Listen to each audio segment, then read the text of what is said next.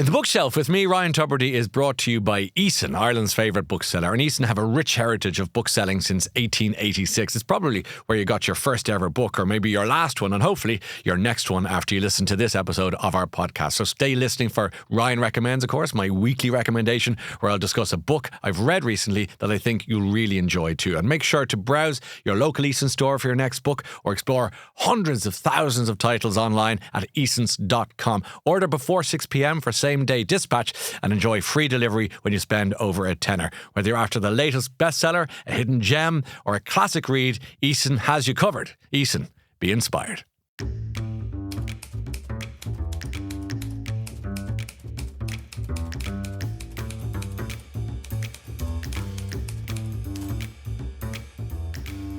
Today on the Bookshelf, we are joined by Rob Rinder. Welcome, Rob. He's barrister turned broadcaster and best-selling author known for his sharp legal mind. I would argue also a sharp wit. Very engaging storyteller. I think there are sides to Rob you may not have seen or heard. I don't know why I'm saying that, but we'll get into this in just a minute. Stick with us. Rob has made the law accessible, and I agree with that, to many through his television appearances and writing. But today we're going to talk about not only his latest release, but also the books that have influenced him in his life. The usual books from childhood, the one that brought him joy, and the book that changed his life, as well as the autobiography he has yet to write in the nature of the way of this program.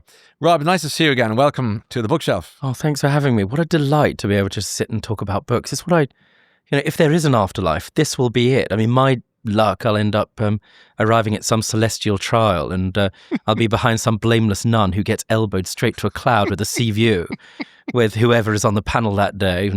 You can imagine various of the apostles or whoever, sorry, obviously that's not a Jewish view of what might happen, going, what on earth are you doing here? But if there is, can I just have at least half an hour to talk about books with a few great authors who might be but exactly. So it's not a bad existence as these things go. I'm very keen to get a sense of you as a sort of 5, 6, 7-year-old. Were you Robert or Rob or Bobby, or what were you called in school, and how was life? I think I was insufferable. I didn't really suit the condition of childhood very well, I think. My mum describes me as being able to talk before I could walk, which, can you imagine? Yeah. And it must have been sort of mildly freakish. And also I was born in Southgate, which now, like all of London, is a suburb of, well, if you're in the north, Muswell Hill. But nobody sounded like me. This is total artifice, this voice. Yes. I've used this expression before, but it's a literary one, like I've been mugged by a Mitford.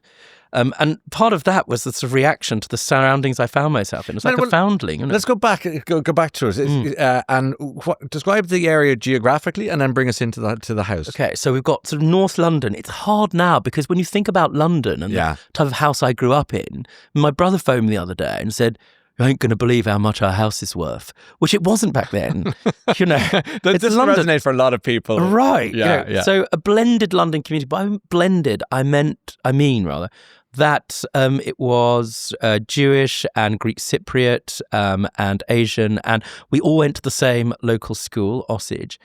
And we grew up playing in the same community around the sort of same 4 roads. So soundscape, think Amy Winehouse, who was in Burley Gardens, three roads down. My dad was a taxi driver, and in balmy evenings in the summer, everybody would be in each other's houses. But I guess what was important in that community was kind of education, but there was a class dynamic at play. When I think about it in this way, for my mum, it wasn't so much really about anything other than doing better than where you'd come from. Yeah. And I think that resonates with a lot of people. So what that meant was it was especially kind of ethnically blended. So we were kind of pushed in the direction, up the road with a Nigerian family because their parents were doctors. You kind of need to think about that aspirational, making sure that we were educated, I suppose. And there was an inherent deep value in that. But at the same time, my Jewish faith and Jewish identity being very much part and at the epicenter of life too. But again, at the same time as rubbing shoulders with and being absolutely part of this as a blended community, often people who are first generation citizens and so on. And I think it's a kind of snapshot of London which is now really disappeared. Yes. Because, that bit of Southgate now, given the house prices and the rest of it, are beyond the fingertips and the reach of people who, like my dad, who was a taxi driver when he first bought that house, or my mum, she ended up becoming a single mum and becoming an extraordinary businesswoman. But then at that time, it's just not affordable. But that idea of a kind of working class community, all thirsty for their kind of kids to do better, but all looking after each other, all from different backgrounds, but with shared values, playing out, looking out and after each other. I think to some extent, although it exists in different parts of the country, especially in London, it felt like we were at a fin de siècle, kind of last moment where that existed. Were you happy? Was it a happy childhood? It was a complex one. I think I have happy moments, to be sure. My parents got divorced when I was very little.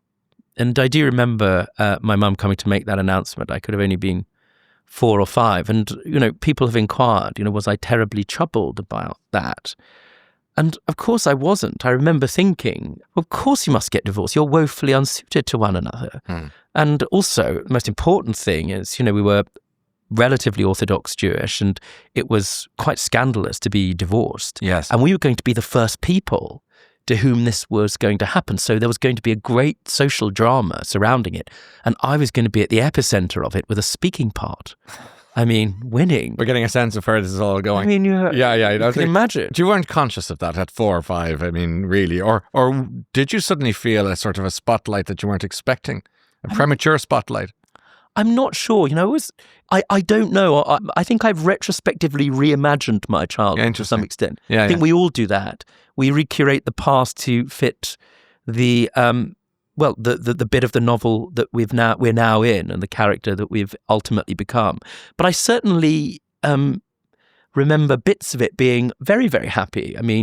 Especially surrounding the kind of Jewish festival calendar. And you paint a very, dare I say it, wholesome picture of the neighborhood, looking out for each other. Wholesome. Well, it sounds very old-fashioned almost. It was old-fashioned to a degree, but the nicest thing was the community bringing each other up, and especially the closeness of family. So, as I say, my mum, who had this. It's always problematic to use the word journey, but boy, does she have an explosive journey. Yeah. Really educating herself and becoming a businesswoman. But she did it with the help and alongside my grandma and my grandfather, who was a survivor, Holocaust survivor, who would pick us up from school and she'd feed us. My auntie was round the corner. And so it was this kind of village-like community. But whether or not it was happy, I don't know. It had elements of happiness. So what was happening on the bookshelves of your family home as a kid? Were they busy, or was it the library? Or bugger all. Are we allowed to say bugger all? Yeah, say what you wanted. This is a free, good. safe space. No, I'm really judgmental about that. My first book that I read when I was little was a Jackie Collins novel. I'm still traumatized by it. I don't know. It was my first full novel. I used to read lots of different books. So it was Jackie Collins, Barbara Taylor Bradford. Yes. That was the kind of vibe. Yes. We are not in reaching distance of great literature. And I'm even now incredibly snobbish in the most loving way, despite her deep and profound level of readings and her profound growth. I do mean profound growth, culturally, spiritually, in every way. My mum, who I'm enormously, limitlessly proud of, but I still walk around her house and go, oh, look, telly, book, anywhere? Because for me, even now, I don't have a snobbishness towards books. I'm very judgmental about it. Books decorate my house. I'm dying to hear more about that. Yeah. But we still haven't quite got the names of authors as a kid. Oh, as a kid. There were lots of Jewish books that I used to read. There were things like Herschel's Houseboat. It's really making me laugh to remember this, and I hope my family are watching. They'll find it really funny. Go on. But I think the book that impacted me around that age, so the transition between primary school and secondary school, was the first, let's say, serious book that I read was To Kill a Mockingbird. Okay. Harper Lee. Again, a big legal case and a interesting... But it's interesting that you can read that book at different moments in your life, and I have. Yes. Later on as I became a barrister, and how, race, class, law. It's got the lot, but certainly how I saw it through the lens or the... I felt more powerfully connected to Atticus. Yeah. But when you read it as a child, that she captures the voice of Scout. That's right. So deeply. And that I remember understanding to an extent the themes, but not necessarily being fully cognizant of them all, but thinking, goodness me, there's something rich and deep and powerful here. Yeah. And, again, coming from a background where my grandfather was so sort of present and center in his narrative of being a survivor, was such an important element, albeit never spoken about, but you were aware of in our lives, that sense of a man fighting for justice, and also a father that was so good to his family. Right. Like Atticus Finch, the barrister, Gregory Peck played him in the movie. Right. It's kind of the idealized father figure. Sure. So your grandfather's name was? Morris. It's interesting you say that. I've only just thought of it sitting here. I think that to an extent, I wonder now whether part of my connection to that book was this sense of romanticization I had about Atticus being my dad. And perhaps when you're growing up, we do it even now, and we find characters in books where we project a romantic connection with that person, perhaps imagining or even wishing that they were our father, our wife, our partner. And I think it's such an influential book because from when I was young, I both imagined that would be hopefully the person I'd become, but also in an ideal world that would be my imaginary dad. That's interesting. I've never thought about it till now. It makes sense though, because sometimes the fictional is just even better than the real thing, as the song says. I know, and sometimes sadness and depression comes when you wake up and the chasm between the romantic novel that you've written and reality is where we fall in. We are. Right, yeah. You've mentioned grandfather a few times as a survivor, and he was in which camp? So he was in a number of camps.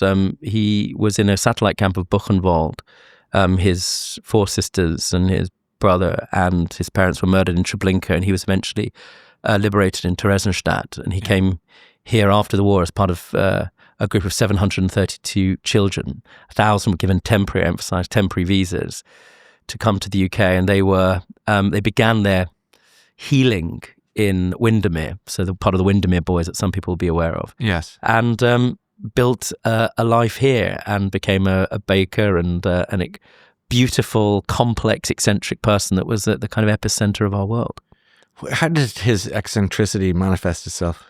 Oh gosh, where do we start? I mean, he just wasn't an ordinary person. Although he was religious and a kosher caterer, and Jewish life was important to him, he would do the most extraordinary things. Like, he would take my brother and I to Bournemouth for our summer holidays. We grew up where there was no foreign holidays. Bournemouth Kosher Hotel was it, and he'd disappear for a day, and he'd get bored, so he'd go and get a job at a local baker's. Genuinely, like at a Greg's or something, or we'd be sitting there for dinner one night. And of course, he'd cook himself. It would drive my grandma crazy because he'd make such a mess. And, sort of, where have you been? And he sort of had one friend. And his friend was Murthy, who was a Jamaican immigrant. And he was about 6 foot. And my grandfather was about 5 foot. My grandma used to call them Ichel and Michel together because they were just an absurd characters together. And where have you been, Zayda, as I'd call him? And I know my brother will remember this. He'd been to a mosque that day. Why had he gone? And he just described what went on. They were praying, so I was praying. Anyway, it's just such a peculiar way of perceiving the world, and you could never quite predict what he would do. Interestingly, there were 2 things that we discovered when he died, and it relates to reading. But one was, despite him having achieve some financial success, although we never knew, he'd live in the same trousers and walk around like a pauper if he could. Around his bed and the back of cupboards were little napkins with food in them, just in case. Right. Wow. That's something that you don't really forget when you've not just touched the face of tyranny, but known hunger to that extent. It never leaves you. Yeah. But the other thing that I remember, and I keep bringing my brother into this conversation because I imagine him sitting here alongside me, and despite our differences, we really do share kind of values, and we're the only people that have these memories. At the back of this cupboard, they weren't out, these books, but they were deep and plentiful, were loads of books about the Second World War. I mean, I'm talking hundreds. It was as if he would privately devour history, books about Germany, and we never spoke about why. And it's only now, both as I'm sitting here, but also as I get older, I wonder what it was that he was seeking in those works. You said he never talked about it. Is that right? He did a little bit, but it was never a moment. Well, there is never a moment with survivors where they sit down and say, "Here's my story." Right, in a linear fashion. It's crumbs.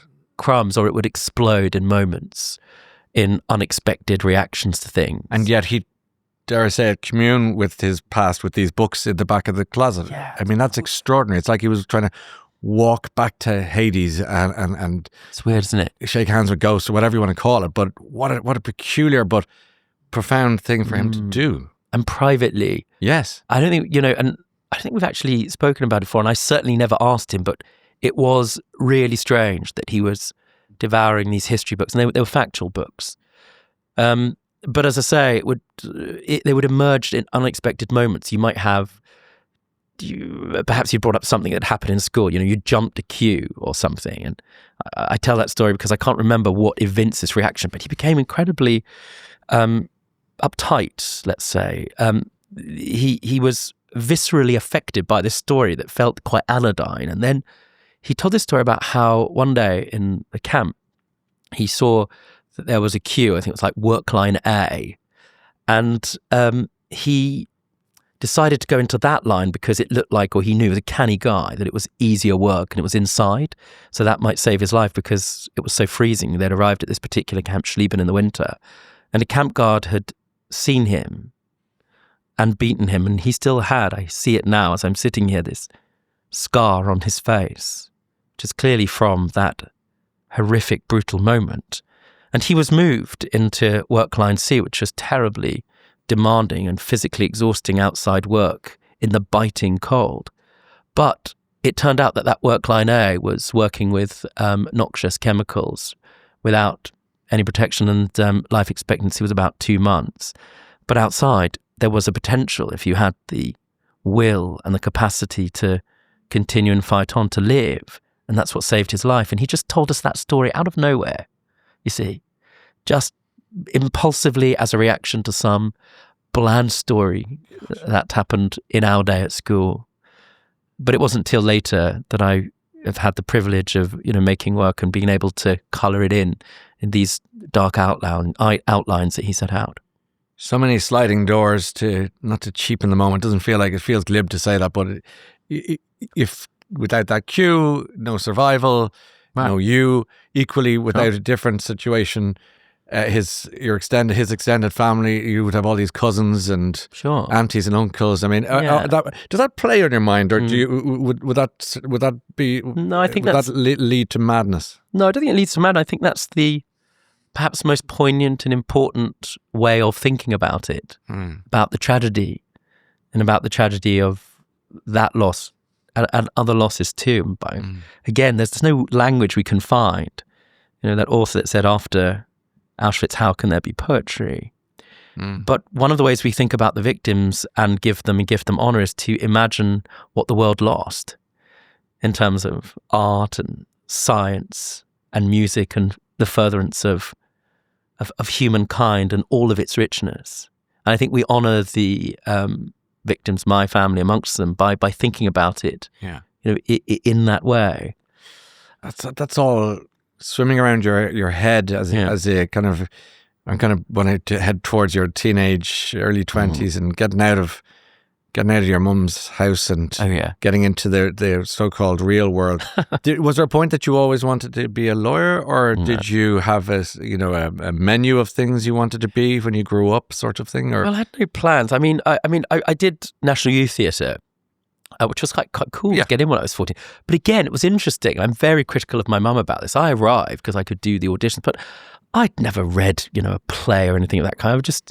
I think, was it the great Sister Wendy? Do you remember her? The art critic. The art, so with the wimple and the whole lot. Oh, she's so wonderful. Her Desert Island Discs are so heaven. I was listening to them the other day, and she said, I'm not very clever. I'm very good at putting my goods in the shop window. And I remember thinking, yes, that's good. Yes, go, sister. Oh, yeah. My problem was I could put my goods in the shop window, so I got into National Youth Theatre, but it wasn't very good. Okay. So I thought perhaps I'd be an actor, maybe. I don't know.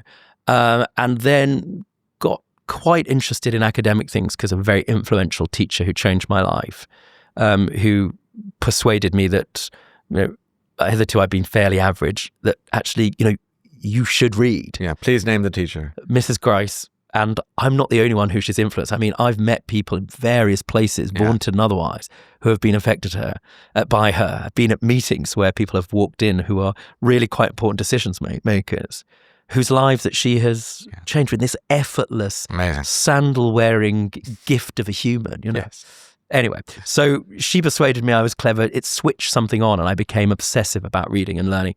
So I thought, well, maybe I'd be a bit of an academic, but wasn't sure about that, and got involved in debating at university. Yeah. And we were quite good at it. And from there, I decided, well, perhaps I'll be a barrister for a variety of reasons, some of which included the idea, well, not the idea, the fact that I was going to have to tell my mum I was gay at some point. Mm-hmm. And I suspect it would have, even though I knew she'd be fine, whatever I did, but don't forget this is the 90s, so telling her I was a gay barrister would have cushioned the blow somewhat than being an out-of-work gay actor or writer. Yes. I mean, what's that? Are you mad? And even then, she's an incredibly open-minded woman running this big company, and I know she wouldn't have cared. She would have been entirely supportive. She's the type of mum where I could shat on the floor and announce it was a Turner Prize, and she'd clap. But nevertheless, could be the same thing. It's right, right.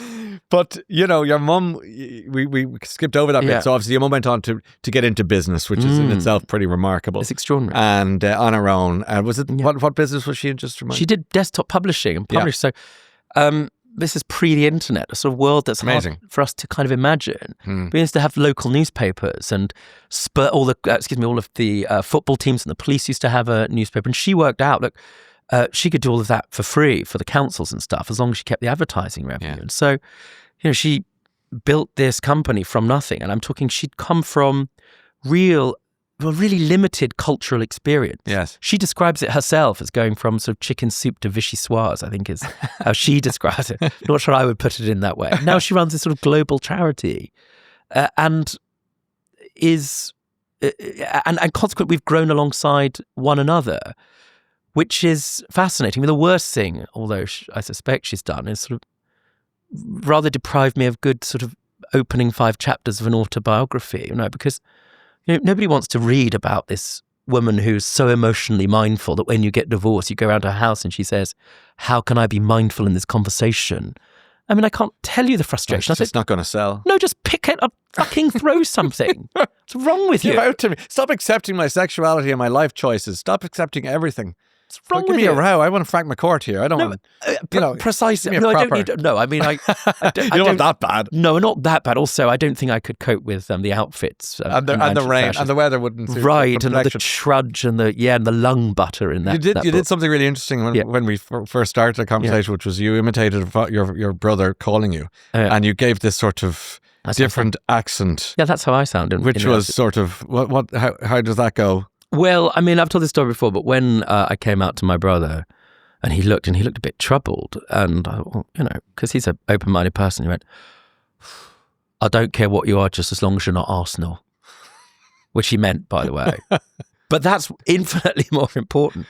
And that's how they sound. I mean, consequently, one of the gifts is when I became a barrister and I got passionately invested in the work kind of after I'd started, which is impossible nowadays, and realised there was a dotted line between my grandfather's lived experience and what I was doing, standing between the individual and the state as a defence barrister, that I never judged anybody ever by the sort of superficial qualities of who they were. Bernard Shaw talks about how, he was talking about Pygmalion. I think he described the way in which we approach people in this country is somehow branded on the tongue.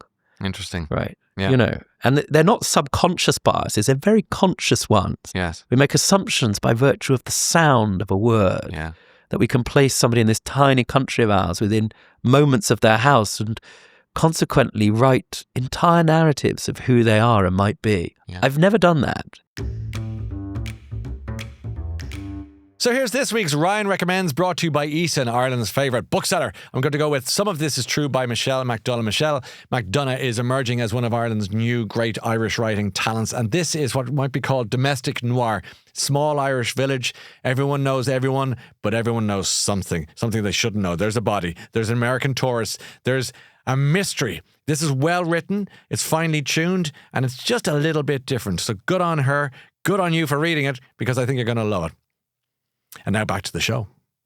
Talk to me about the book that changed your life, if you wouldn't mind, and where are we going for that? Well, I mean, was it? Yeah, I think the book wasn't there a book that amused me first? We go there first, absolutely. I think that's probably better because it's a Mitford, and it was Jessica Mitford. Okay. Hans.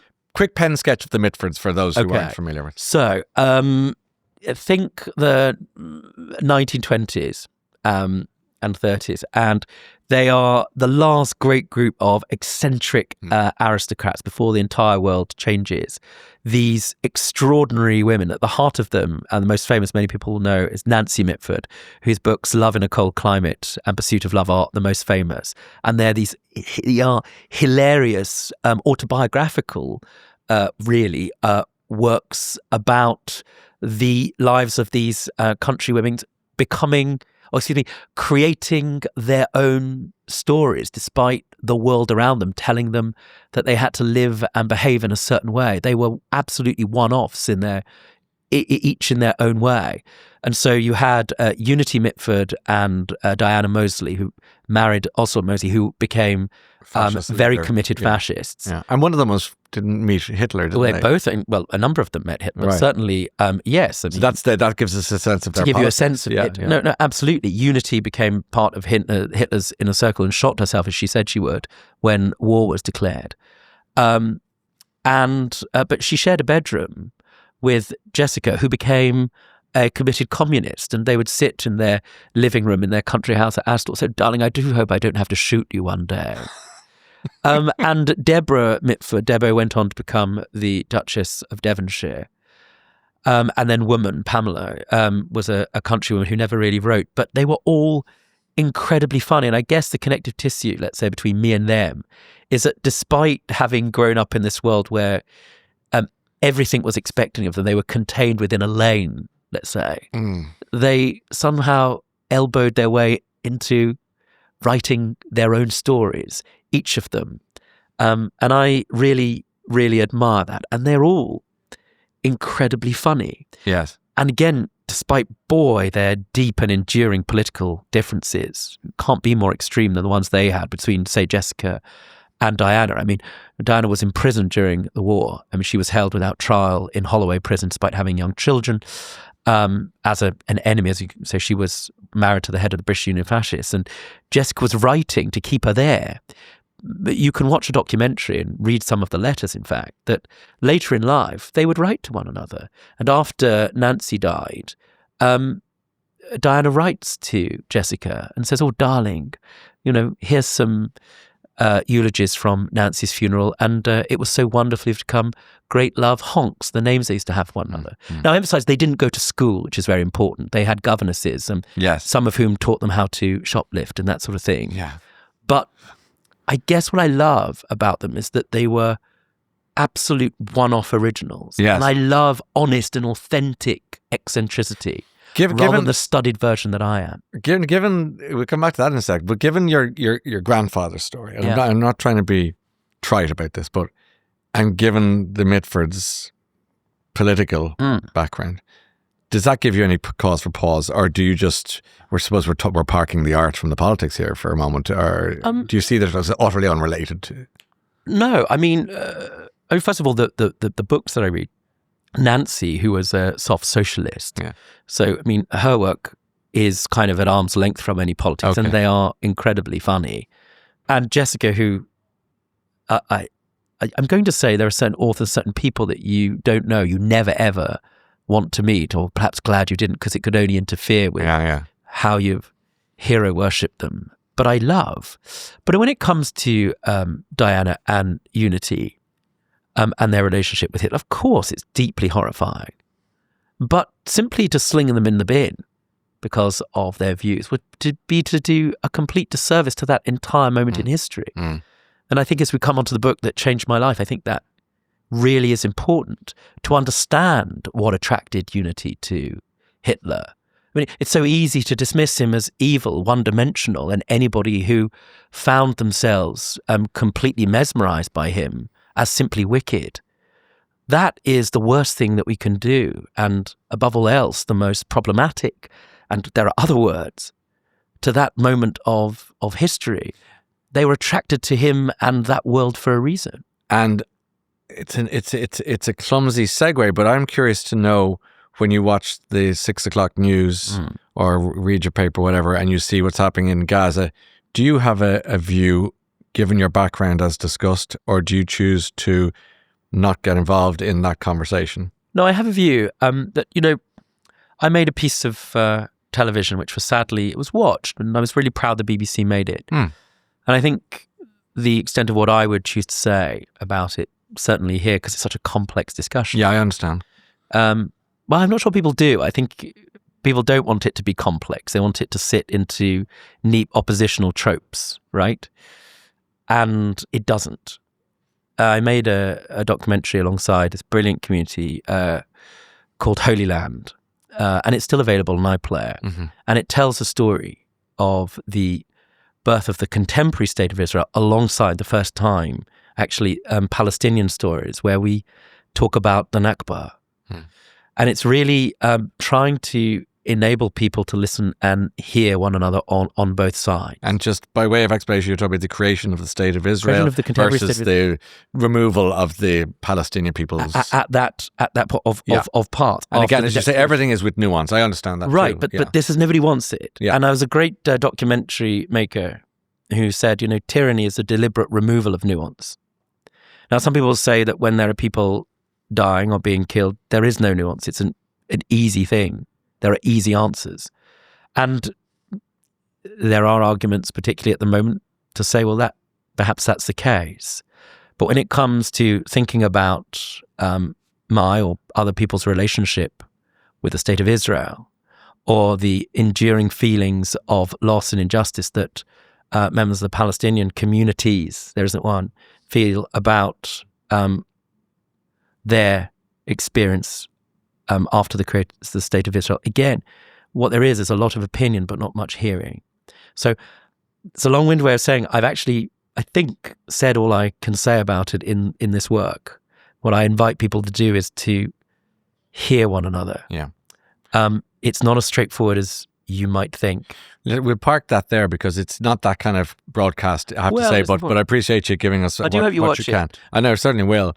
And without question, I hope I would encourage our listeners and viewers to do the same. Let's head towards the book that changed your life. It feels appropriate at this point to find out where you are with this. And it's so funny because my impulse was to be really pretentious. I mean, there are books that I've absolutely loved. I mean, Middlemarch being one of which I read all the time. I mean, that'll blow your hair back. And, but I went for a very serious book. And I'm pretty sure my grandfather didn't read it. It's Keep It Serious, but it's relates to what you were asking me before about how I can engage with perhaps the work or the life of Unity Mitford and Diana Mosley. And it's Christopher Browning's Ordinary Men. It's a truly extraordinary book. It ostensibly, piece by piece, meticulously and forensically, it goes through the journey of a battalion of the Einsatzgruppen. Okay. And the clue of the book, as it forensically pieces together what they did, is the title Ordinary Men. So you have these ordinary police officers that go just after Barbarossa in the front lines to commit the most appalling, unbelievable atrocities. The butcher, the baker, the candlestick maker. Right. In uniform. Right, they are. And again, the Holocaust of bullet by bullets is something we don't necessarily focus on.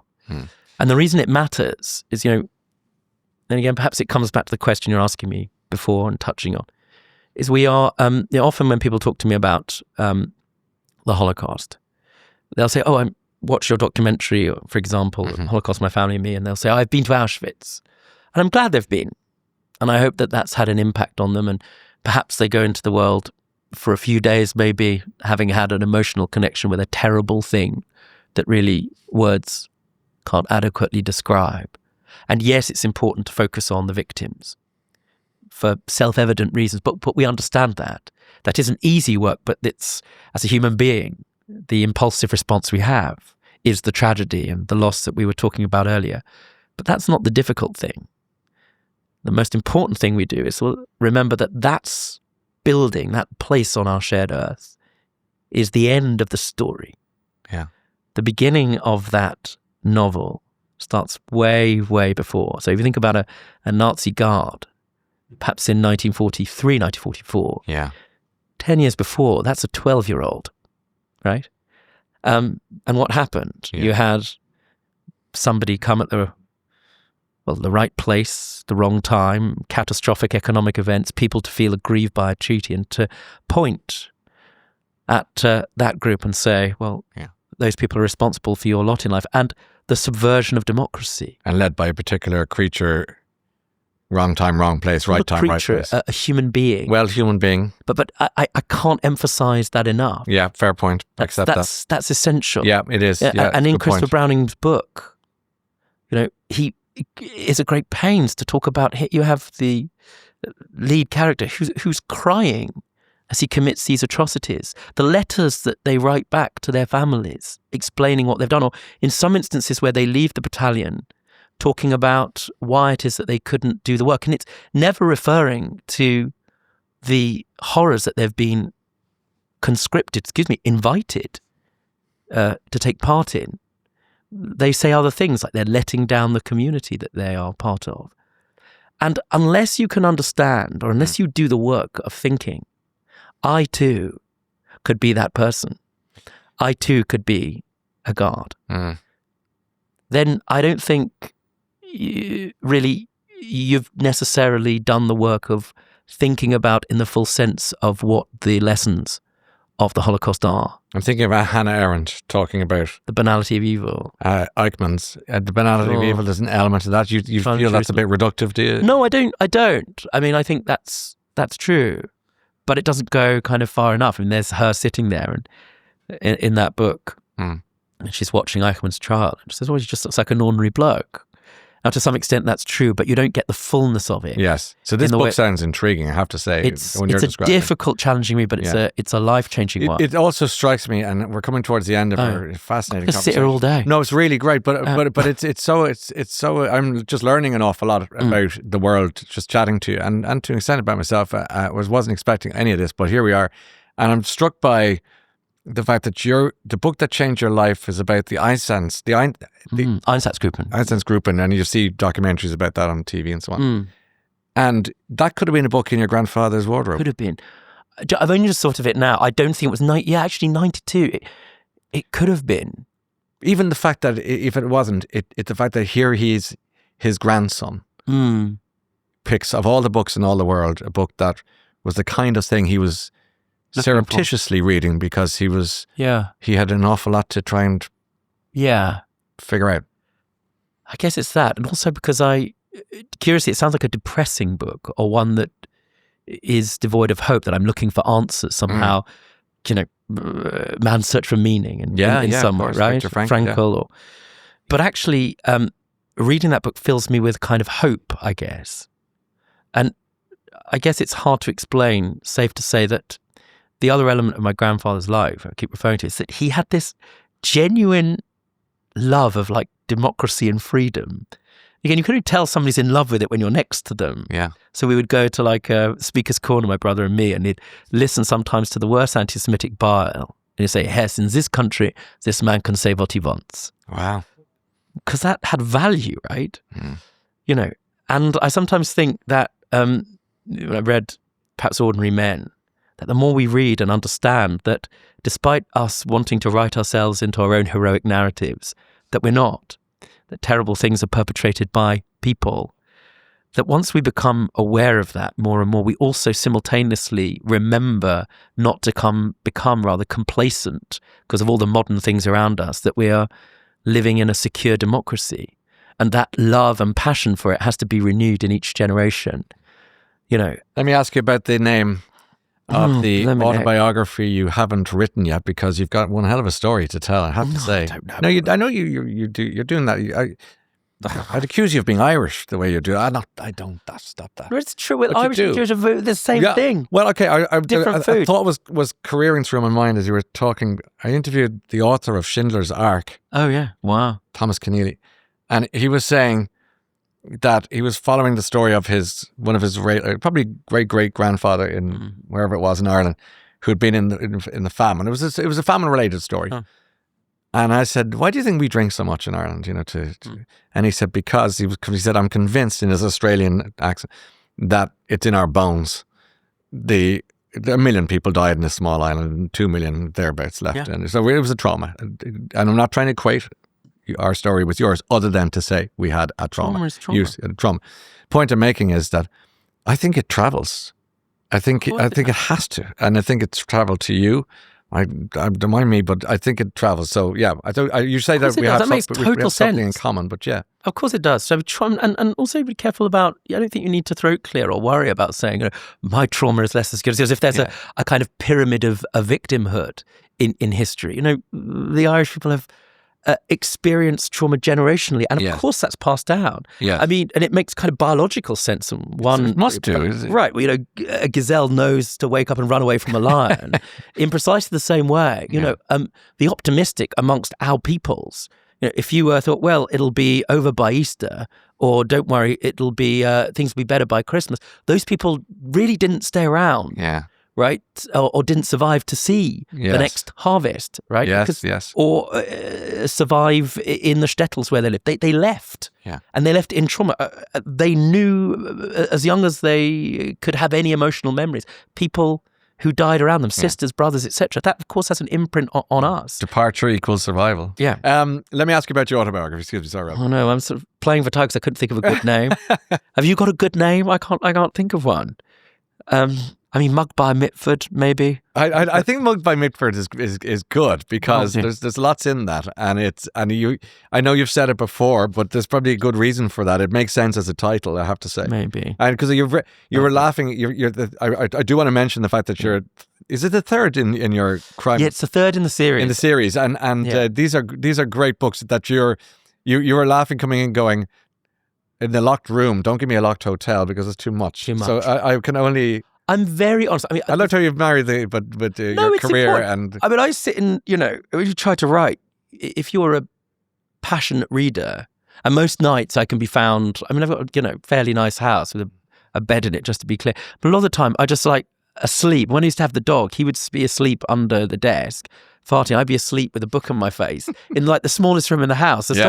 But when you sit and write, and you sort of look up at your bookshelves. And the kind of exquisite tyranny of people that can write. Yeah. And you sort of see a sentence on the page. And oh, God, I mean, it just died why do you on the put page. Yourself through? You're a fine writer. Well, you're torturing yourself. Well, originally, and there's no secret about this, I went to write a book about 3 cases I'd done as a barrister. Yes. Where all of the defendants, for a variety of reasons, were guilty. I emphasize they hadn't told me they were guilty because obviously I couldn't represent them anymore. I say obviously because that's not necessarily true in America. If somebody tells you they're guilty here, unless they plead guilty, you are ethically bound not to represent them anymore.